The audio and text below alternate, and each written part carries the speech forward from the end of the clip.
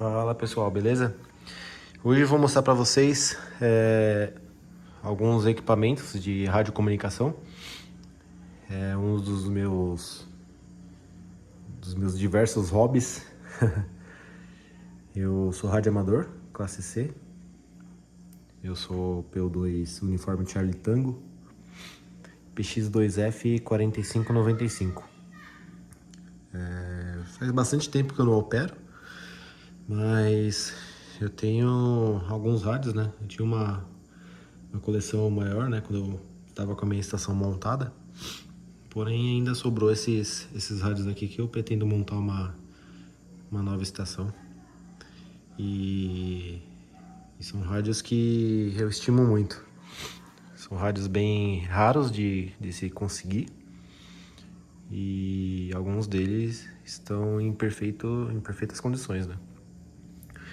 Bom, aqui temos o clássico Baofeng UV5R, né? Um radinho muito utilizado aí pelo pessoal que está começando no radioamadorismo, ou até mesmo o pessoal que faz trilhas, usam bastante. Muita gente usa esse tipo de rádio, tá? Porque é barato. Na época, esse rádio eu tenho mais ou menos uns 6 anos, 6 ou 7 anos.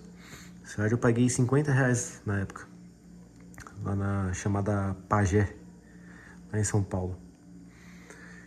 Esse rádio aqui é bem útil. Eu também tenho um adaptador para antena externa nele. Então, para você levar num acampamento, levar numa viagem, se comunicar com outro carro ou com outras pessoas, um radinho desse daqui cumpre muito a função de comunicação, né? Além disso, ele tem lanterna também, tô aqui escaneando algumas frequências, mas ele tem lanterna também. Deixa eu ver se eu consigo. Aqui a lanterna. E ele tem rádio FM também.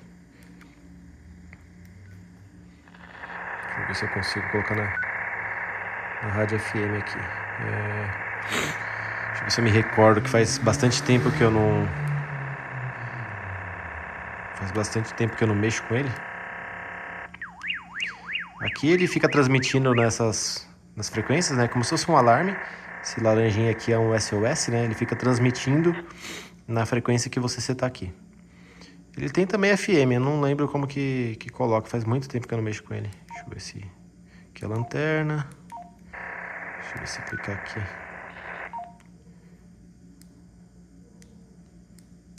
Bom, não me recordo. Aqui eu acho. Aqui é FM. Então ele tem FM também.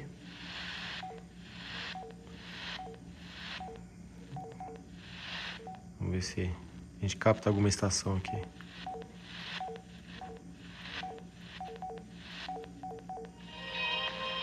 Aí. Radinho bem legal. Bom, eu vou mostrar para vocês agora aqui o Alan 38, né? Esse é um rádio PX, né? Um HT PX. Um HT PX de 40 canais, né? Esse daqui também foi um achado. Eu comprei ele já nessas condições, na caixa. Deixa eu ver se eu consigo tirar da caixa aqui para vocês darem uma olhada nele. Tem a caixa, ele tem o isopor original também.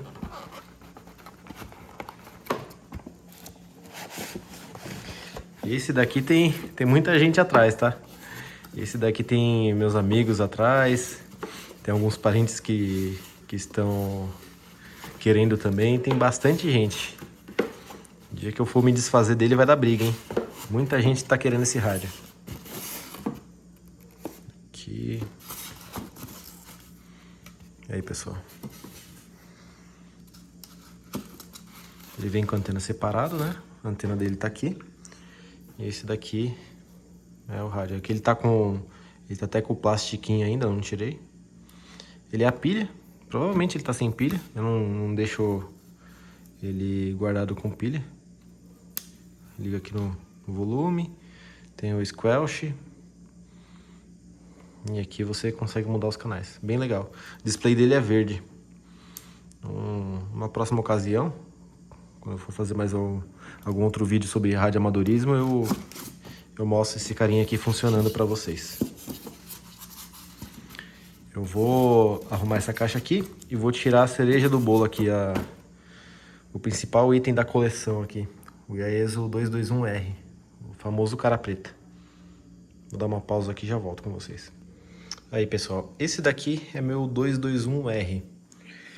Ele é um rádio da Yaesu, né? É um rádio de VHF da Yaesu. Porém, é um rádio que tem banda lateral. Então ele tem LSB, USB, né? Se vocês quiserem, depois eu posso explicar um pouquinho mais sobre isso. Mas ele é um rádio americano, né? Ele é um rádio americano que era usado para comunicação de VHF. Ele não é HF, tá? Ele é VHF. Então ele é um rádio que ele usa algumas frequências que a gente usa na faixa de 2 metros. Eu não vou conseguir ligar ele agora, mas é um rádio que eu gosto bastante. É um rádio bem legal, né? Ele tem algumas frequências pré-determinadas aqui, né? Cada frequência que ele tem aqui tem um cristal oscilador correspondente à frequência dele. Meu, é um rádio bem legal. Eu pretendo fazer um vídeo para vocês do rádio funcionando, porém eu tô sem antena aqui para fazer um vídeo de transmissão e recepção. Mas assim que eu instalar a antena, eu vou fazer um vídeo completo para vocês sobre esse rádio aqui, porque ele é um rádio bem legal.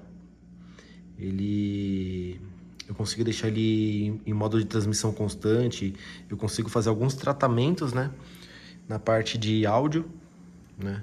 Eu consigo mudar o ganho de RF, né, mudar o squelch, mudar o ganho de mic, eu consigo mudar também.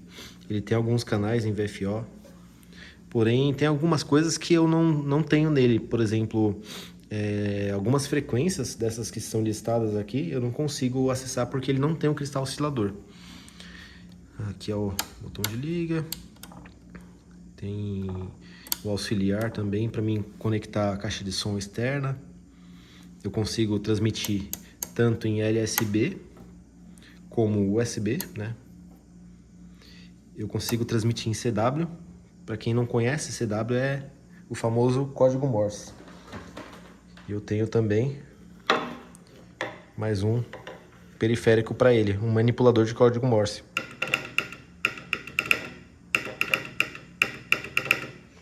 E aí ele é conectado por um conector P10. Conecto o P10 aqui na traseira do rádio e a gente consegue transmitir CW, né? Tem algumas faixas que os radioamadores usam para transmissão de CW. E aí a gente consegue fazer a comunicação por código Morse também. Então esse daqui, pessoal, é um rádio bem legal, né? Pretendo fazer um vídeo mais completo para vocês sobre esse rádio. Esse é dos poucos rádios ainda que me restou, né? Acabei me desfazendo de alguns, outros eu acabei perdendo, né?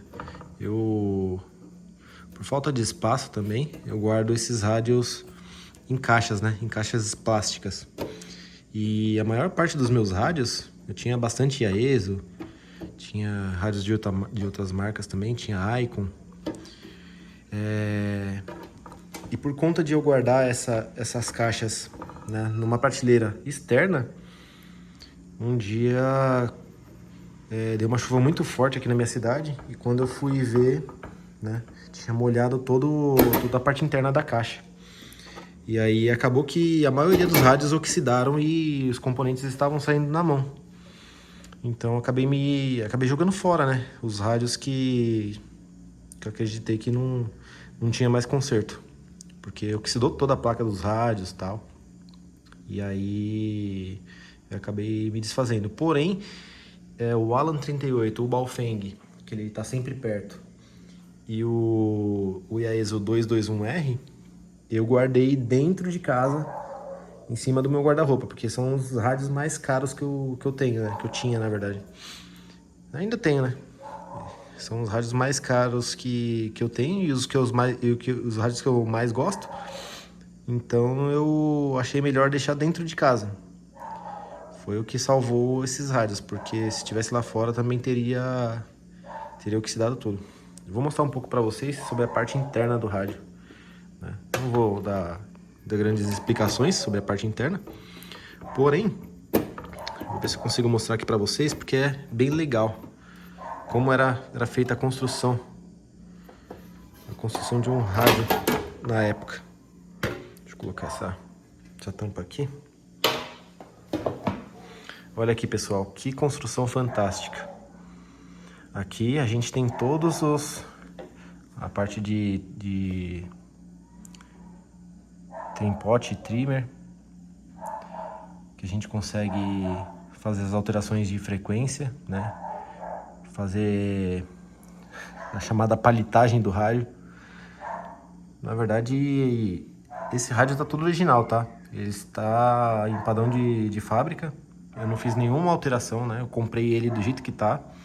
Não fiz nenhuma alteração. Então o rádio, ele é um rádio íntegro, bem íntegro.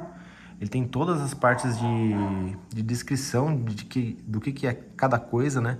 Por exemplo, eu comentei com vocês que aqui ele tem algumas frequências pré-determinadas. Por quê? Porque só alguns cristais osciladores estão aqui no case, entendeu? Então, por exemplo, aqui a frequência 10, né? Eu já não teria aqui no channel. Eu não teria a frequência 10. Porém, a 11 eu já tenho.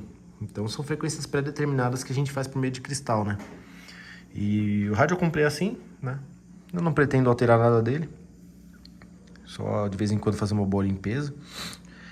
Às vezes, quando eu transporto ele, né? Já transportei ele algumas vezes. Acontece de ele dar uma falha. Quando eu ligo ele aqui, quando eu ligo a chave geral dele, ele fica piscando o dial. E ele não seleciona nenhuma frequência. Por quê? Isso acontece porque com a vibração, né? Dependendo do jeito que você transporta ele, com a vibração, essas placas aqui, elas são encaixadas. Elas são módulos que você pode sacar e colocar de novo. Elas acabam saindo. Então é só dar uma apertada nos módulos, que aí ele volta a funcionar. Então, geralmente quando você for transportar um rádio desse tipo, é bom que você acomode ele bem, né? Que não tenha muita vibração. Porque ele pode acontecer das placas irem se soltando. Mas também é só apertar, não tem problema algum. Aqui, se eu girar o dial aqui, essa parte aqui é o ajuste fino, né? Se eu girar essa parte aqui, ele faz uma seleção de frequência um pouco mais rápida, né? Aqui eu consigo ter um ajuste fino. E aqui é uma seleção de frequência mais rápida. Eu acredito que eu devo ter vídeo desse rádio, modulando esse rádio aqui, quando eu tinha minha estação em São Paulo. Olha aqui, que legal, a parte das engrenagens aqui do dial.